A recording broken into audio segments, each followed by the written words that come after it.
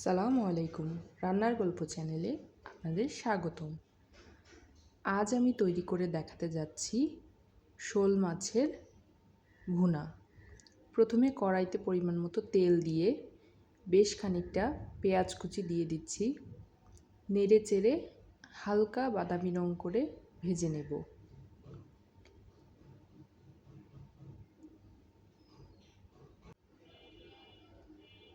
দেখতেই পাচ্ছেন পেঁয়াজগুলো হালকা নরম হয়ে এসেছে। এ পর্যায়ে আমি দিয়ে দিচ্ছি আদা, রসুন এবং সামান্য পরিমাণ জিরা একসাথে পেস্ট করে নিয়েছি। এরপর তেলের উপর এই মশলাটাও ভালোভাবে একটু ভেজে নিতে হবে।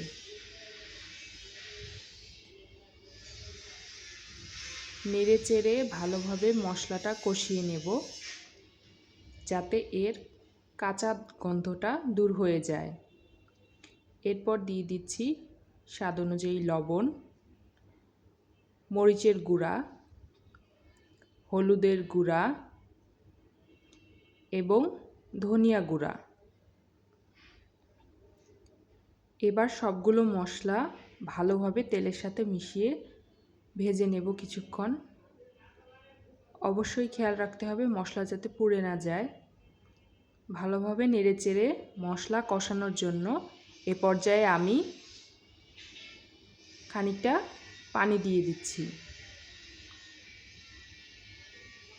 এবার চুলার আঁচ মিডিয়াম রেখে ভালোভাবে মশলা থেকে তেল ছেড়ে আসা পর্যন্ত মশলা কষাতে হবে। এ পর্যায়ে আমি হাফ চামচ পরিমাণ জিরে গুঁড়ো দিয়ে দিলাম। ভালোভাবে নেড়ে মশলাটা এখন কষানোর জন্য অপেক্ষা করব। দেখতেই পাচ্ছেন আমার মশলাগুলো সুন্দরভাবে কষানো হয়ে এসেছে এবং মশলা থেকে তেল ছেড়ে দিয়েছে। এ পর্যায়ে আমি দিয়ে দিচ্ছি শোল মাছের টুকরোগুলো।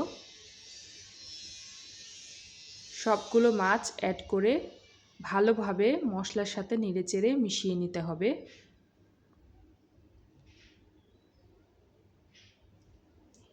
এখন আমি কোনো পরিমাণ পানি ব্যবহার করব না।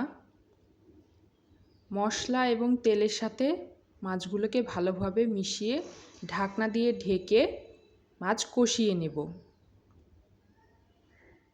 মাঝখানে একবার ঢাকনা খুলে সবগুলো মাছ উল্টে দেব যাতে এপিট ওপিট সমানভাবে কষানো হয়।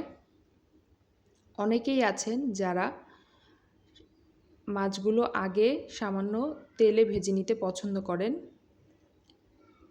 আপনারা চাইলে ওইভাবেও রান্না করতে পারেন, তবে আমার কাছে শোল মাছটা এইভাবে কষিয়ে রান্না করলে বেশি টেস্ট হয়। আমি আবারও ঢাকনা দিয়ে ঢেকে দেব ভালোভাবে কষানোর জন্য।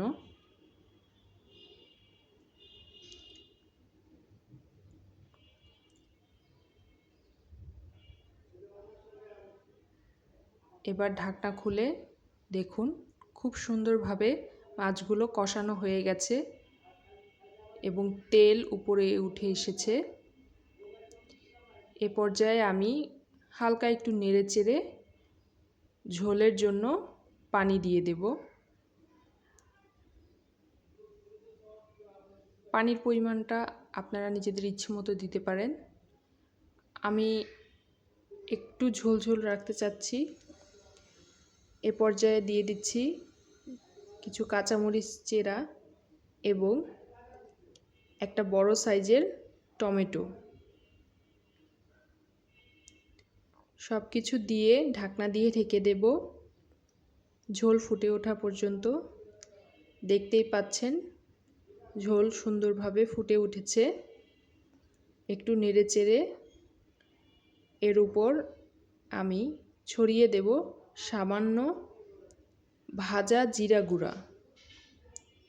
আপনারা চাইলে ধনিয়া পাতাও ব্যবহার করতে পারেন, তবে আমার কাছে এখানে আগে থেকে ভেজে রাখা জিরাটা দেয়া খুব ভালো লাগে। এরপর কিছুক্ষণ ফুটিয়ে নিয়ে নামিয়ে এই তো পরিবেশন করছি শোল মাছের ভুনা। অসাধারণ একটি রেসিপি, গরম ভাতের সাথে দারুণ মজার একটি রেসিপি শোল মাছের ভুনা। আপনারা অবশ্যই বাসায় সবাই ট্রাই করবেন এবং আমার রেসিপিটি যদি আপনাদের ভালো লেগে থাকে তাহলে সাবস্ক্রাইব করবেন। ধন্যবাদ। আসসালামু আলাইকুম।